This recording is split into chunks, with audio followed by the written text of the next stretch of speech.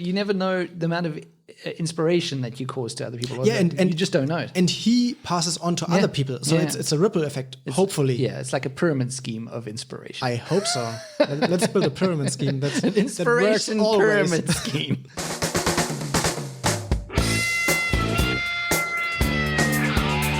It's the Germany Experience, the podcast about life in Germany as seen through the eyes of outsiders. I'm your host, Sean, and welcome to another episode. Get in touch with me at thegermanyexperience.de/contact or mail me directly at info@thegermanyexperience.de. In this week's episode, we're talking about climate change. But before we get into that, I was a guest on a German podcast. Yeah, that's right, in German. It's called Triumvirat für historisch inspirierte Humorvermittlung. And regular listeners will know I often talk about this podcast, and I also had one of the hosts, Dominic, on as a guest to talk about the top grossing films in Germany. And that was a few months ago, I think. Go and check it out. It was a fun episode. So I was a guest on their podcast, and basically they have some bonus episodes, which are called Wer bin ich? Which means who am I? And it's where everyone has to try guess an historical figure based on a series of clues. It's a lot of fun, but I was doing it in German, and man, is it difficult to hear a recording of myself speaking German. I listened back to it, I'm just like, oh my God, it's hard to listen to. But anyway, I am told it's not that bad, so I guess that's something. If you understand German or you just want to hear me struggling along with my German, go and listen to the episode. The episode is called Bonus 151, and there are 2 more bonus episodes coming with me as a guest. So subscribe to the podcast. And with that, we move on to a serious topic, and the topic of the podcast this week. Climate change is one of the biggest global issues we are facing right now. Warmer average temperatures, less precipitation, and dry vegetation have led to catastrophic and record-breaking wildfires in Australia and California. The beginning of the year saw locust plagues in Africa. And there was recently more rain in 4 hours than in 4 years in the southern parts of the United States of America. And this is just 2020. And we're not even done with 2020. It's still going. So we're starting to see the results of global warming already. Now, I was aware that global warming is a thing, and I have been for quite a while, but I thought, at least I live in Germany, which is a country that is combating it positively. I knew that there were a few agreements that Germany was a part of, like the Paris Agreement, and I knew that Germany had recently brought out what's called a Klimapaket, or a climate package, which I thought was very good. I thought it was Germany showing that they're doing something to combat global warming and climate change. And then a colleague and friend of mine, Patrick Niedermayer, told me the Klimapaket was not good at all. So after several discussions with him and also consuming content that he's produced, I decided to invite him on the show. He is extremely knowledgeable about what's going on and also Germany's role in it, which was of interest to me, obviously. Not only that, but Patrick has made several changes in his life to reduce his carbon footprint. And he has some great suggestions for us. In our interview, we go through what global warming is, what Germany is doing about it, and how each of us can help bring about change by making changes in our own sphere of influence. One other thing I will say about the timing of this episode is that this week, on Friday, 25th of September, 2020, there are going to be Fridays for Future protests and marches all through Germany. So you can go to fridaysforfuture.de and find something that's happening near you and go and join in, get your voice heard as part of the Fridays for Future movement. That's happening on the 25th of September. And they're going to be doing these marches, as I understand, with social distancing and coronavirus measures in place. So it should all be very safe. And yeah, it will be a good thing to take part. I'm going to try and make it happen. My schedule is a bit difficult to move around, but I'll see. And if I do, I will report back to you about my experiences there. Here's Patrick Niedermayer talking about climate change.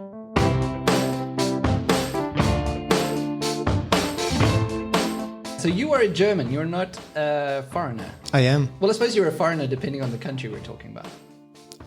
Yeah, but we are in Germany, so I'm a citizen. No. Yes, not a foreign citizen. So the reason that you're on this episode, the reason that I'm getting a German on this episode of the German Experience is that we want to know, or I want to know, what Germany is doing about climate change, what climate change is.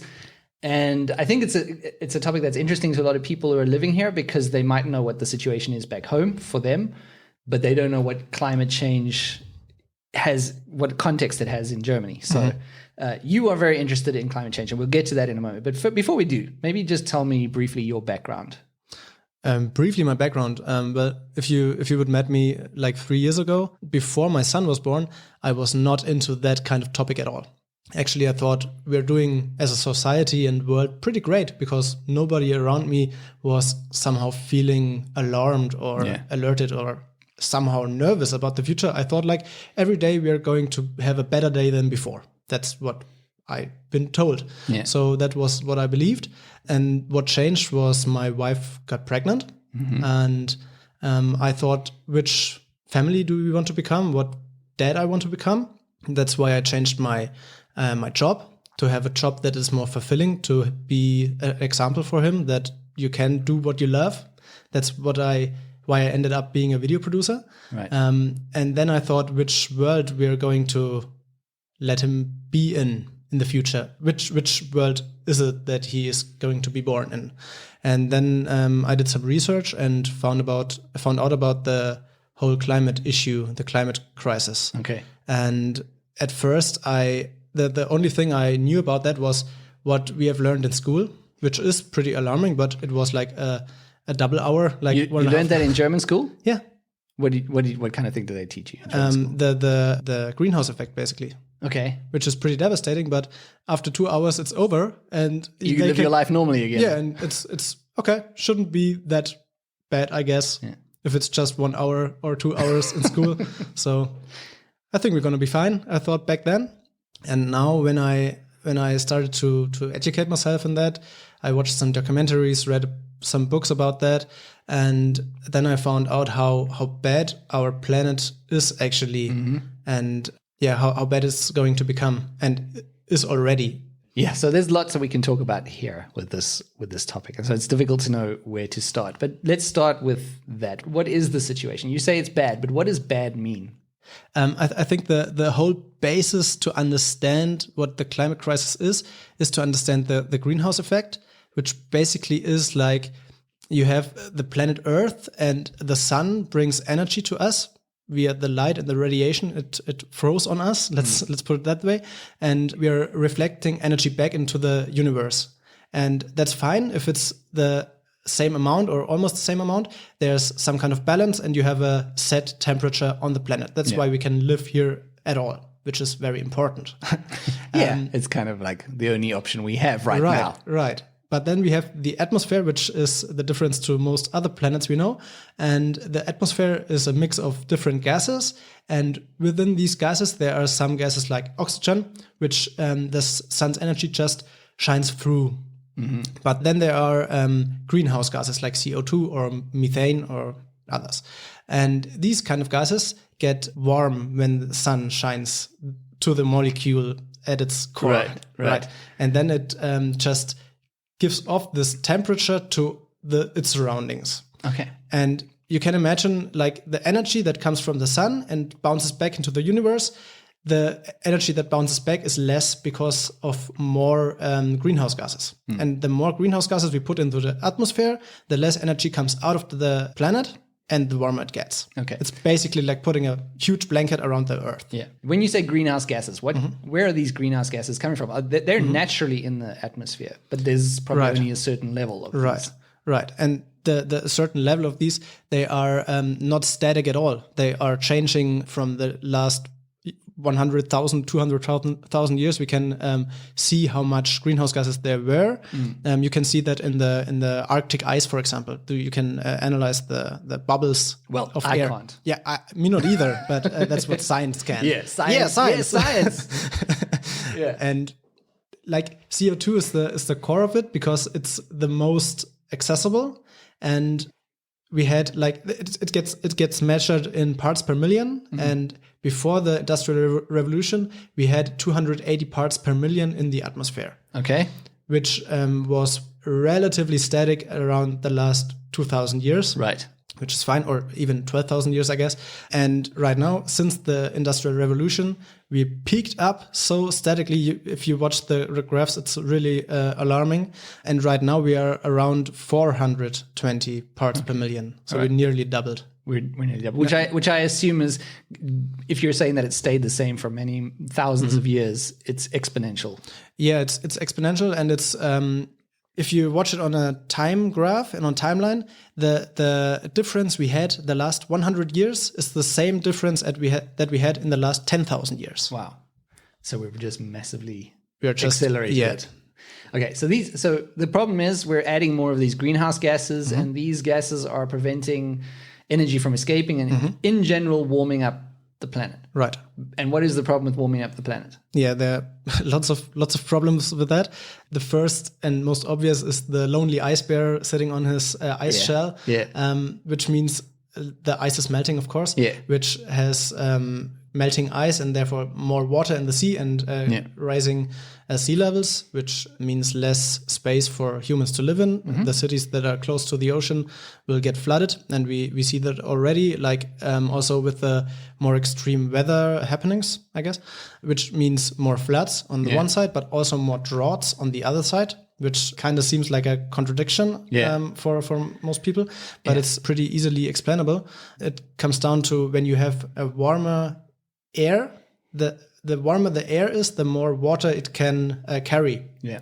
But the air can carry more water when it's warmer, and therefore the water is missing somewhere. That's in the ground, and therefore the ground is drier. You have more droughts, and therefore less plants that can survive there, and therefore less food for humankind. Yeah.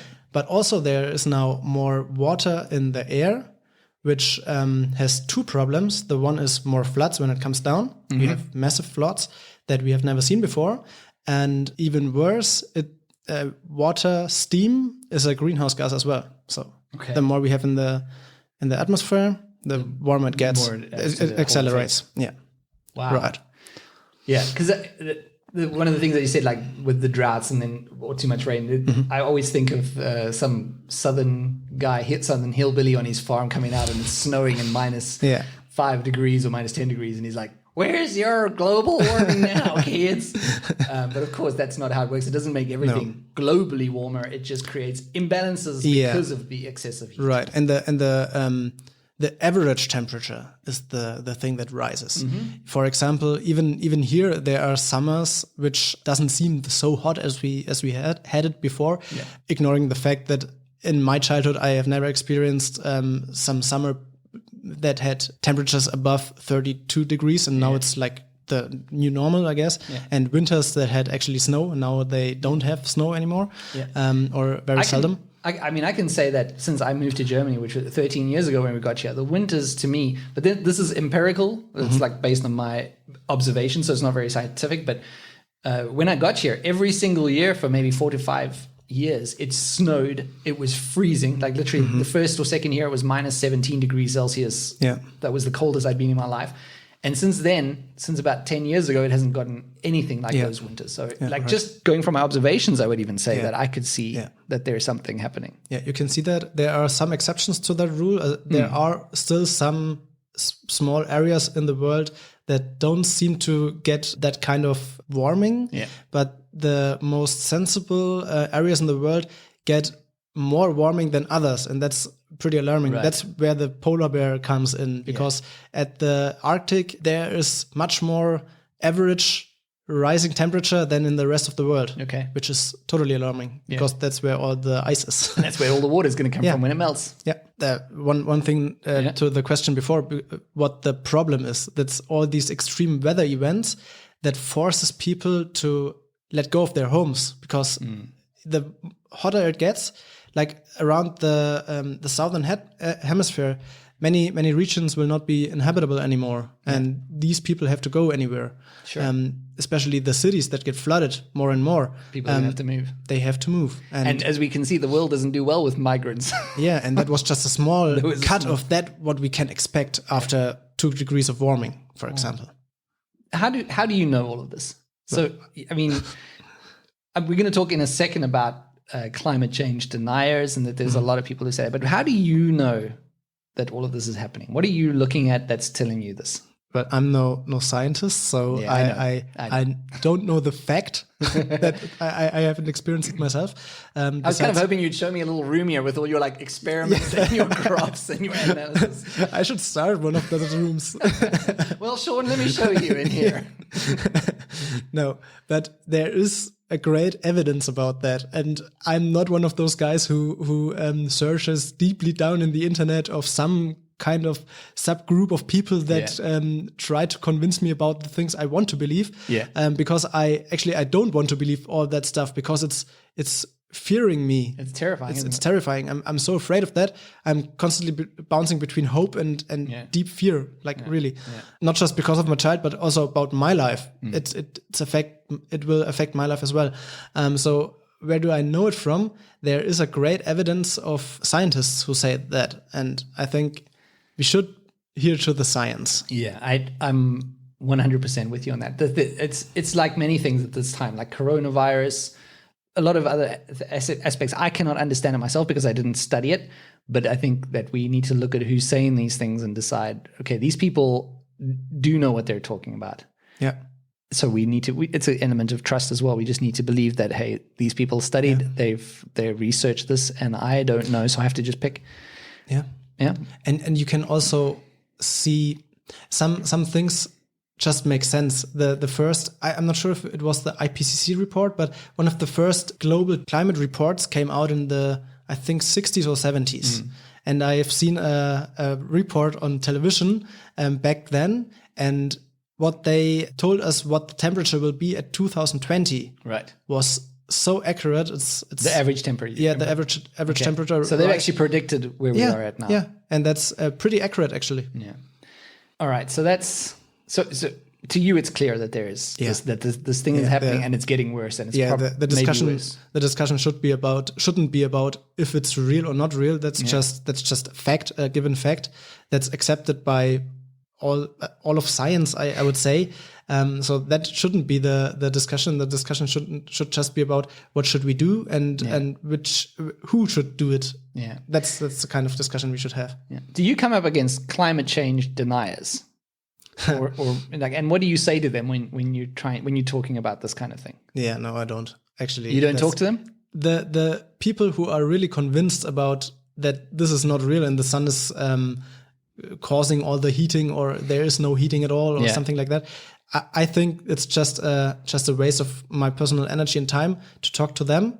There's a rule in psychology that the more you hear a fact, even though it isn't a fact, the more you believe it. And these hardcore climate deniers, they are in their bubble and they're hearing all their alternative facts, if you put it that way, over and over and over again until they believe it. So I don't think that there's a killer argument I can bring on so they believe the actual facts. So I just don't mind them having a different opinion. I just hope they are quiet. And what I do is I try to educate people that aren't informed about all of that thing yet. That's what I try to focus more. Yeah, and you've actually done some videos on YouTube. I'll put the links in the show notes. They're in German though. For now. You've done some videos about educating people about that, and so you're doing a lot about that. I try to, yeah. So what are some of the problems? So we know we have to do something now. We got to fight climate change. So maybe the first question is, first of all, are we too late? The science says no. Actually, the scientists dealing with society change about that part, they say it's very unlikely that we as a species can handle that problem. That they say it's unlikely that we can manage to solve it. Right. Which is bad news. Yes, it is. Very bad news. That kind of makes people think, oh, screw it. Yeah, right. But it's not undoable. There are ways, and we don't have to actually wait for new technologies to be found, or for new innovations to be held. The technology we need is already there. Just need to do it. That's what science tells us, and there are lots of calculations about that. We have the tools we need. We just need to do it. That's basically it. Interesting. But to the point of, are we too late? There are certain aspects which can bring us to the point where are too late pretty quickly. That's the so-called tipping points. I don't know if you know about tipping points. Yeah. Yeah, the Malcolm Gladwell, I think, or someone wrote a book, Tipping Points. But yeah, it's sure, the point where you go and you can't go back, basically. Yeah, that's where we are right now. Actually, We're at the tipping point? No, we are at the point where we can't go back. That's where we are. We can't bring the temperature back down again. Okay. That's not possible as far as I know. But what we can do is we can stop it to the point where we are right now. That's doable. Okay. But tipping points and its and feedback loops we have in the whole correlation between the planet, its waters, its atmosphere and stuff like that. There are certain tipping points which, if they are overdue, then it just get accelerated. Oh, I see. And it and then it accelerates it again and again. Like Right. the most famous one is the ice albedo feedback loop, which goes like this. You have the experience. You have a white t-shirt on outside and the sun is shining, and you have a black t-shirt out in the sun. The black t-shirt gets hot and the white doesn't, because the energy get bounced back in terms of light energy. The energy is still there. Yeah. It just on the black t-shirt gets absorbed and translated into heat. Yeah. And on a white t-shirt it just gets reflected. Yeah. And the same thing goes with ice. You have the white ice on the in the Arctic, and it just reflects the energy from the sun back into the universe. Okay. And if it melts away, you have the dark ocean, which absorbs the energy and translates it into heat, into warmth, and that actually means more ice melting, and it accelerates itself. Okay. That's just one of many of these tipping points, and for most of them, it's not even sure when they come or which one we already have passed. Yeah. Wow. That's depressing. Yeah, that was one of the most depressing things I've come up with. But still a bit hopeful, like you said. Not come up with one of the depressing things that you discovered. Yeah. But it is hopeful that you say that we might not be past tipping points of some aspect. So the way that I understand it, the big thing that we can do now is limit the temperature increase in the next 10, 20 years. I often read about it in the news that countries are committing, Germany is committing to not going over a certain degree Celsius average warm increase. I'm not explaining very well. Yeah.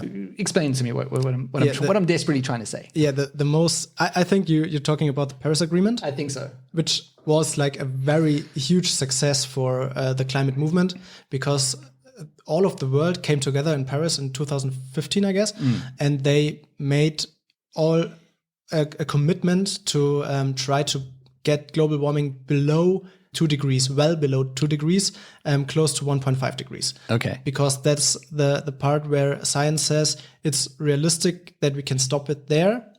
They try to force the politicians to committing to 1.5, but it wasn't possible. So the term is well below 2 degrees. Right. Which means 2 degrees is very, very bad, actually, for the whole things that come afterwards for humankind. And these 1.5 degrees, this Paris Agreement was very good, because all the states around the world were committing to it and signed contracts with the organization. And when countries don't fulfill their commitment, they have to pay huge sums of money. Okay. Which is great. Yeah. Because that's a motivation, right? Yeah. Yeah, but we don't do it anyways. So no one's doing it. Even Germany, which had its environmental miracle, I think she was nicknamed a few years ago. Yeah. Even we are far away from our goals that we set ourselves. Right. When we were having one of our discussions about this, you mentioned to me climate justice, which also forms part of this problem, where where you have a lot of industrial countries who are prescribing what we need to do now. So, yeah, climate justice, the term, I think, has two sides. The one is the global side, where it comes to which countries are industrialized or developed, which countries aren't, and need to get more wealth in their country. And the thing about climate justice with that side is that you have countries like Germany, like UK, like whole of Europe and the US and part of China, I guess, which are developed and had the opportunity, because no one knew better, to pump out fossil fuels, burn them as fast as they could, and build their heritage and their wealth on basis of coal, oil, and gas. We are where we are in these countries, like Germany, because of the fact that we had 100 years, or I don't know how many years of burning coal. Yeah, that's where our standard comes from. Yeah. And now that you have many developing countries in the southern hemispheres, like India, for example, that want to have this wealth for their people as well, and there's nothing wrong about the desire to do that. And they have seen many countries like Germany, like the US, like others, to do that with coal, with oil, and with gas, and they just we want to do that. That's what too. we're doing. Yeah. Those are the models. Those are the models that worked up until now, and they would be acceptable if it wasn't for climate change. Right. Yeah. And now we, the developed countries, come and say, no, that's not for you. Yeah. That's not possible anymore. Yeah. And we are right about that. That's not possible anymore, because we're gonna die if we do it. But if we let them do it. But at the same time, you've got people that need to raise their base living, their base quality of life. So the climate justice term comes in there, which I think it's not solved yet. There are many discussions held about that, what to do. But the main fact is that the main desire should be that the developed world, which has all the money, basically, we should be the first who get to zero emissions and tell them how to do it, and invest in the innovations and invest in the factories to build sustainable energy and stuff like that, and then ship it to the to the global south. That's this part of climate justice. The other part of climate justice is with age. Like we have I just simplified as old people and young people right now. Right. We have the old people, which caused the problem, if you will. Yeah. Not on purpose, for the most part. And then you have the young people who have to deal with the consequences. Right. Then you have the old people who caused the problem, which are in political power positions, and the young people who aren't. And that's a whole nother climate justice part, where you have this imbalance of who caused it and still has the power and doesn't do anything. And who's going to live with the consequences if we don't do anything. Yeah, and cannot has not the power to change anything. Yeah. And that's where Fridays for Future and the other climate movements, the other protest movements came from, because young people are seeing the problem more and more. Yeah. Yeah. And like your concerns with your child, with your kid, and with my children, for me as well, they're the ones that are going to, as you said, be born into this world that we're kind of leaving for them. So let's focus on Germany for a second. So we've spoken about industrial countries, and Germany is, of course, one of those industrialized, developed nations. Germany is doing something about it. It was part of the Paris Agreement. But what is Germany's response to climate change in general? Are they doing anything? Is it enough? They doing stuff. They're doing stuff, but way too little. Yeah. Like way too little. What are they doing, and what should they be doing? There were many things that we had done and stopped doing, like Germany had a few years ago in the early 2000s, like we were leading in solar power, and then the government shut down its spendings for that. Okay. Just because budget went somewhere else. Yeah. Okay, so that's declined, is what you're saying. Yeah, that's declined and had massive problems after that. Then we had the whole Paris Agreement, which was great, but Germany didn't do anything afterwards. They just, we're committed to that, and then turned around and forget it. Everyone felt pretty good when they had the discussions, and then just left it behind. Okay. Right. Then Fridays for Future came along and made pressure with the whole argument for, you signed the Paris Agreement, stick to it. You signed it. Well, it was even the same people in power that we have right now. So it's pretty ridiculous. Yeah. So that was the whole argument. And after that, they made some changes last year. The so-called Klimapaket, which is pretty devastating. Really? Bad. Yeah.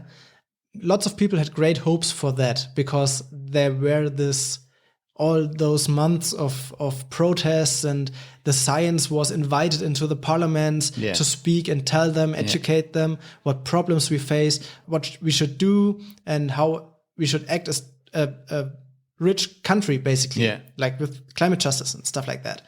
And then the parliament, the people in power just met with an overnight Sitzung. What was it? Like a session, I guess. Yeah, you could an say. overnight session, which is a great thing for something as huge as that, to have lots of people who are just tired and deciding that. Great idea. Yeah. I don't know what that was about, but the results reflect that. So the hope was something like an general CO2 price. There are different models for that, but the general thing is you get a tax basically for everything which emits CO2 in its production cycle. So it starts for gasoline, obviously, but also if you buy, I don't know, a new iPhone, there are CO2 emissions hanging in there because the production takes energy, the shipment burns some oil and stuff like that. So every good that you buy has a certain CO2 backpack. Okay. That's CO2 Rucksack is the German phrase for that, so I just translated it. I don't know if I like that's it. the right. Let's keep it. I don't care if it's CO2 official one. backpack. CO2 backpack. It's probably wrong. I don't mind. So if you can have a price for the CO2, then people are going to choose the cheaper stuff, and it's good for the environment, right? Right. And avoid the expensive stuff. And then companies try to get innovative with lowering their CO2 emissions. That was the hope. Yeah. But what Germany did was they put a CO2 tax actually within the climate package, but just for gasoline and for gasoline and for the building sector, like heating oil. Is that Right. Heating oil. Yeah. Heating oil and gasoline. That's the only two parts. And even that, what they tried to do was giving a CO2 price for 10 euros per ton, which translates into, for gasoline, 3 cents per liter. 3 cents is not keeping me away from filling gas in my car. So that's just it's not enough. Stupid. Yeah. Sorry. It's not enough. It's not enough. Then they made some changes with the Bundesrat. So now we have around 9 cents per liter, which is better and is rising the next years. The second thing that was very bad about that, besides the price and the fact that it's just limited to these both sectors instead of for everything, which would be great, was that it's starting next year and not like now. That was a big issue, but we are almost at 21, so it's coming. Then we had a Bahn tax lowering, which is great. So the Bahn, the railways get cheaper, which is good. Yeah. But still, we are letting airlines fly without any taxes. Yeah, which is probably way bigger than like just one flight would be. Yeah, it's crazy. Flying is bad for the environment. I think everyone knows that already. Yeah, everyone knows that. And still, we having no taxes for the gasoline, for the kerosene that you put into planes, which is just crazy. If you think I have to pay, I myself have to pay for a ticket, I have to pay tax for a ticket with my train. Yeah. Which is good for the environment, but no tax for something that is bad. If I want to fly to Los Angeles, so that's okay. Yeah, no tax needed. Yeah, that's just some of the things that are hugely without any balance. Then there was the Kohleausstiegsgesetz. Okay. So we have a law that helps us getting out of burning coal for energy, which sounds like a great idea, but actually isn't at all. Okay. The fact that we want to go out of coal is great, but first of all, way too late. When in the law it's 2038, when the last coal plants should turn off in Germany. Okay. Which is too late. We should, I think, from the science perspective, they said 2030 at latest. Okay. So 8 years more is a lot of burning. Yeah. But we haven't actually needed a law for that.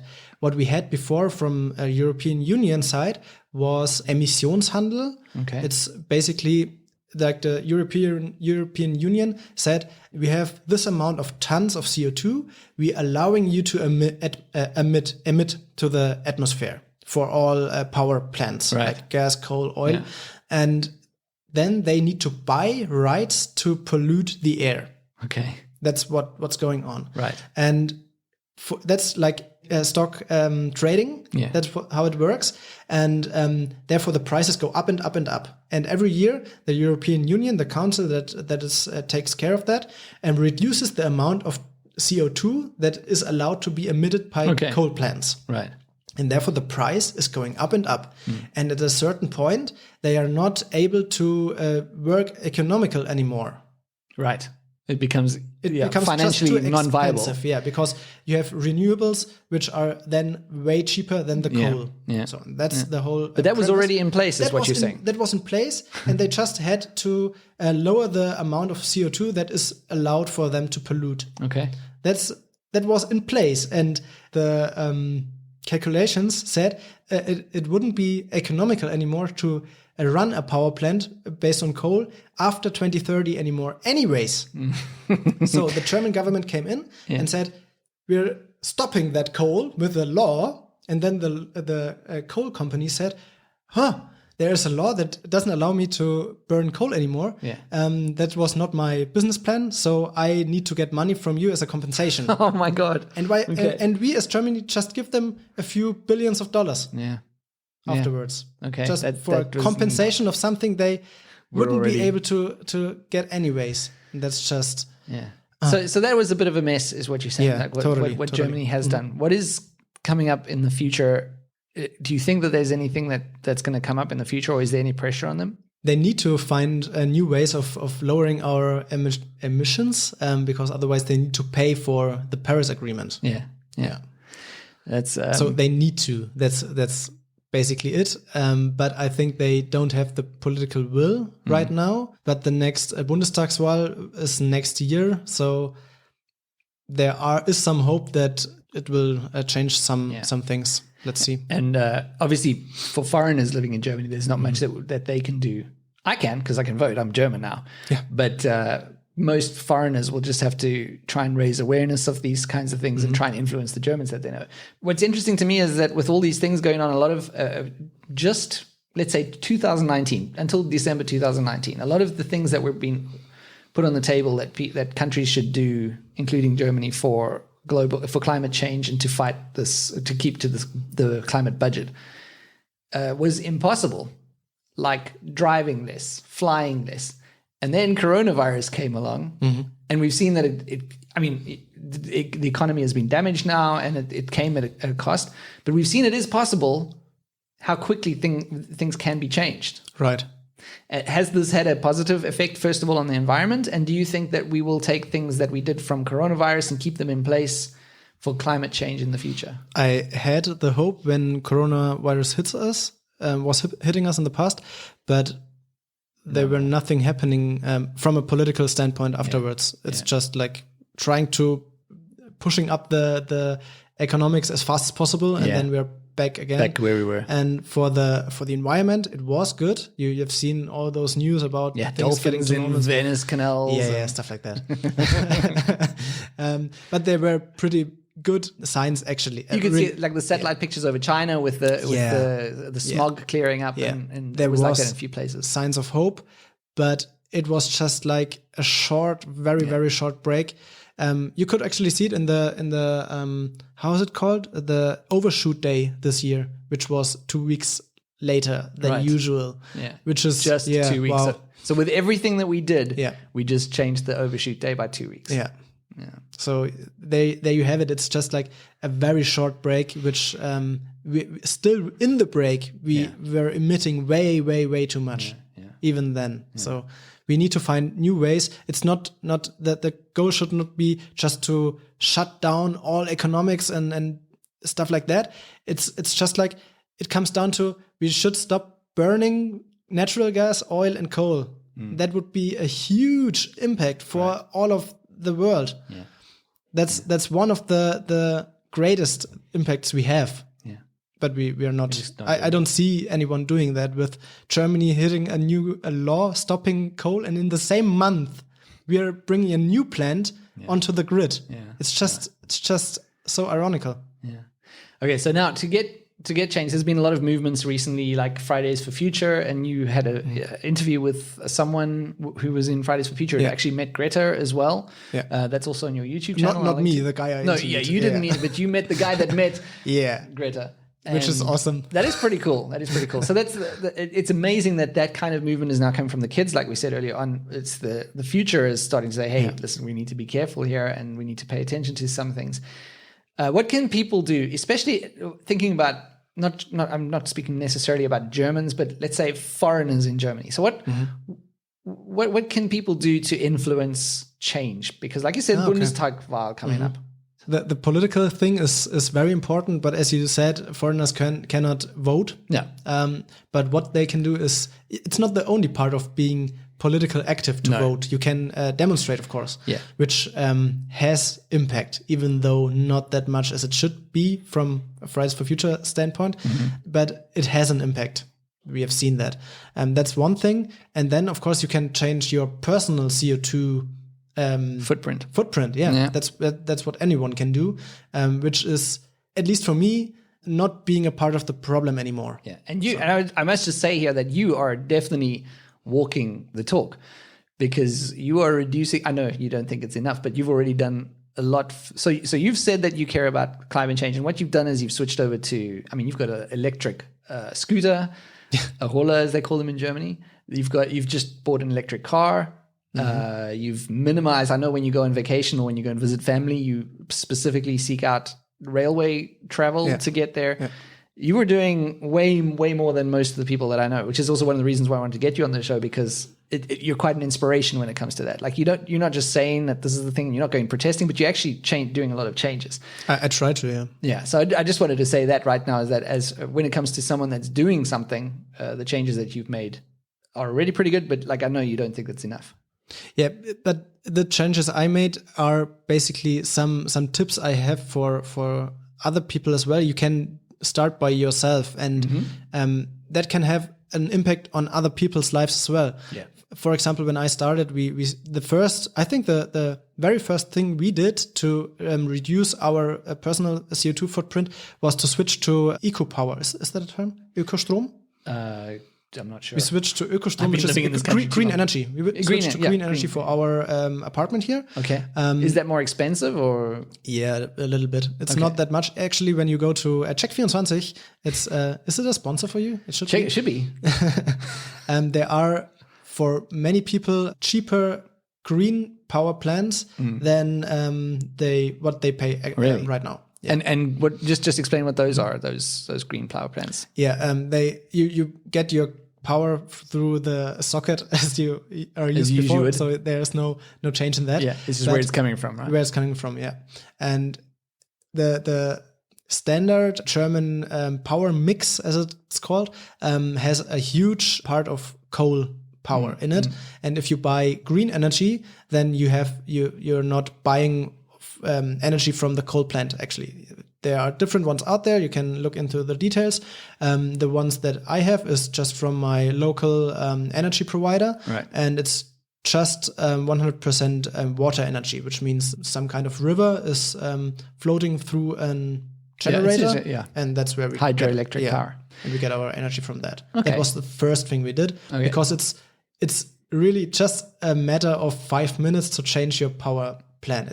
That doesn't change much in costs. And no, it's definitely a little bit. If you have the very least expensive plan, then it's maybe, I don't know, €5 more a month. Okay. I'm not sure. So that's something that's easy to do, that people can be aware of. Just look for the eco power. That's in terms of the energy you put into the change and how much it affects our world.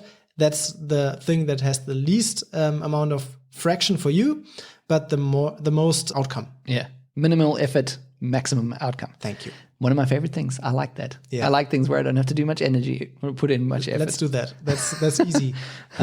Then a few other things we did. You mentioned the electric car, the electric scooter.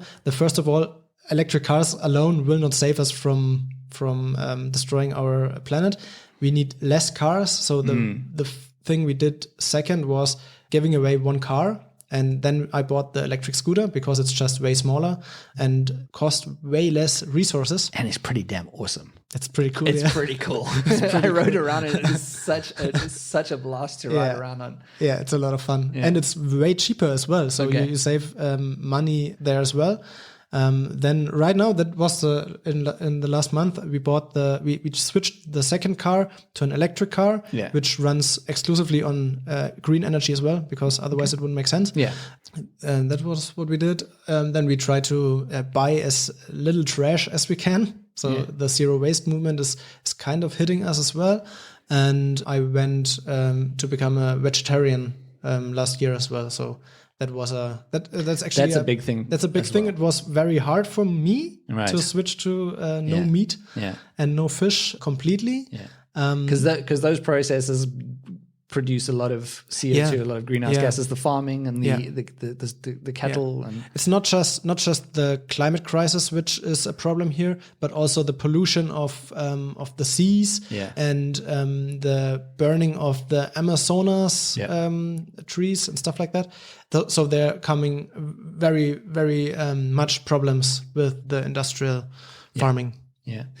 And you said that was difficult for you to do. It was. How did you do it? Did you do it like cold stop, or did you do it? No. I don't want to say cold turkey because we're not eating turkey.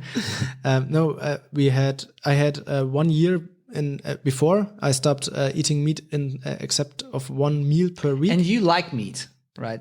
Just to be clear. If you would met me 3 years ago, I was like, so this is huge. I was analyzing my meat consumption, and it was like 12 meals per week, which I had meat. Meals. With some kind of dead I think animal. that's normal. I think that's average. If I look at my meals, it's gotten a bit better now. Mm-hmm. We've made changes more from a health perspective and not from an ecological perspective. But even I would say I was easily at 12 meat dishes That's where my wife and I were, and then we got exposed to all the problems for me, it was kind of funny because we were on the couch on our smartphones, and I was watching a documentary about the global consequences about the consumption of meat, and she was reading an article about the moral thing of eating dead animals. Yeah. And then we looked to us and we're like, do you know about all this meat stuff? And she's like, yeah, why do you do? And then we decided, how can we reduce it? We were both not able to, or didn't see ourselves to be able to get to a vegetarian or a vegan life. So we just made a commitment to one meal per week, which worked out pretty good. And then after a year... One meat meal a week. Yeah, right. Yeah. And after 1 year, she is still eating one meal per week. But I thought, like, why is this one meal still there? Yeah. If you can get it down to one meal, you can pretty much get it down to. And then I didn't make the commitment to be a vegetarian for all my life. It's just like every time I have the choice between eating meat or eating a vegetarian meal, I choose the vegetarian meal because I know it's better for the environment. Yeah, and I think it gets easier as you go along with things like that. That like in the beginning it's really difficult, but once you've made all those choices and you get to a certain point, it's easier to keep making the choices because you've already and you're kind of proud of how many weeks or months you already have under your belt. Yeah.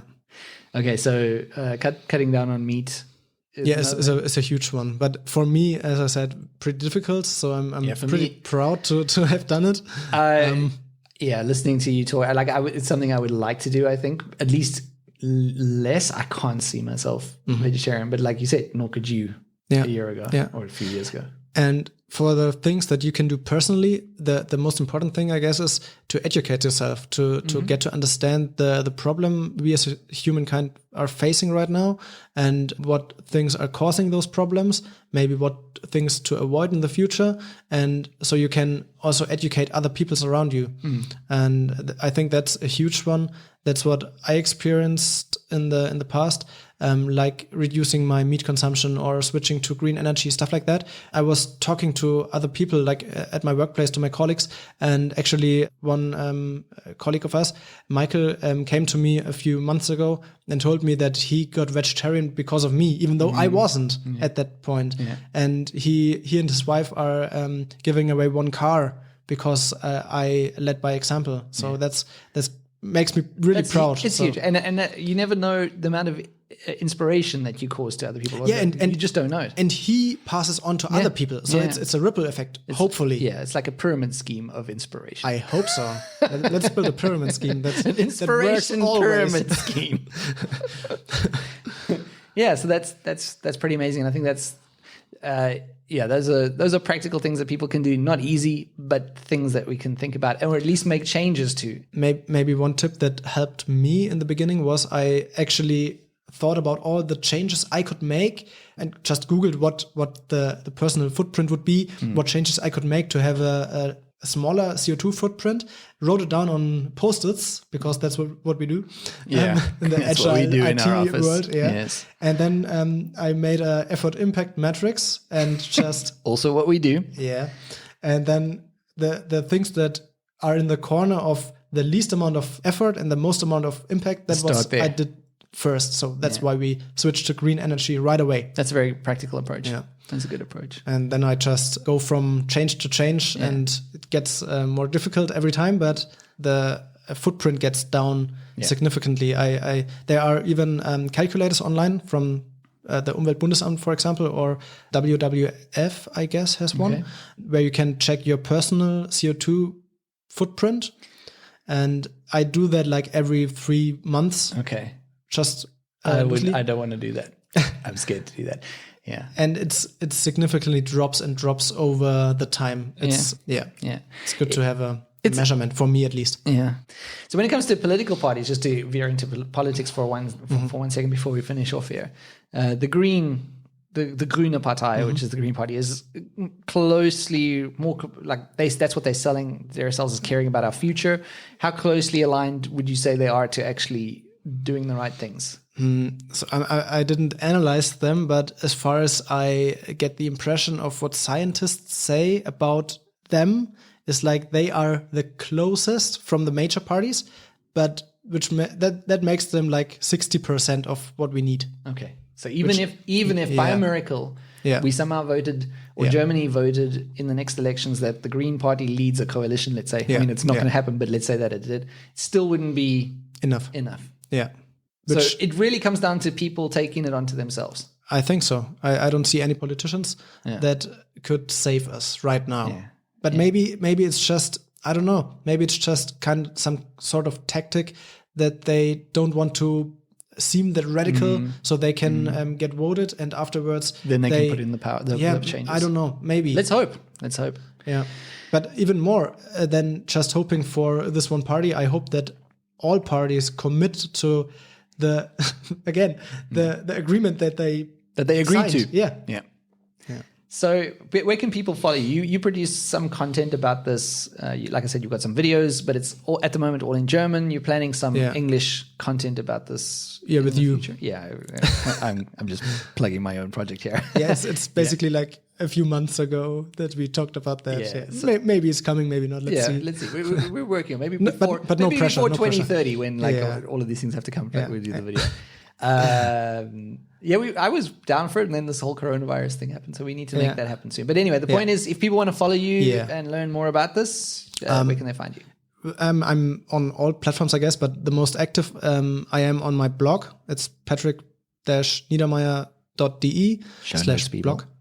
Show notes, yeah. And on Instagram, that's where I'm the most active. All right. And I just want to say as well, that I haven't spoken to you about this yet, so it could be that I get rejected very awkwardly on air. But what I'd like people to do is, if you have questions, if you're living in Germany and you're a foreigner, or you maybe outside of Germany, but you have questions relating to climate change and relating to these issues, then send them to me, and maybe I can get Patrick on for another episode. Yeah, for sure. To answer your questions. Yeah.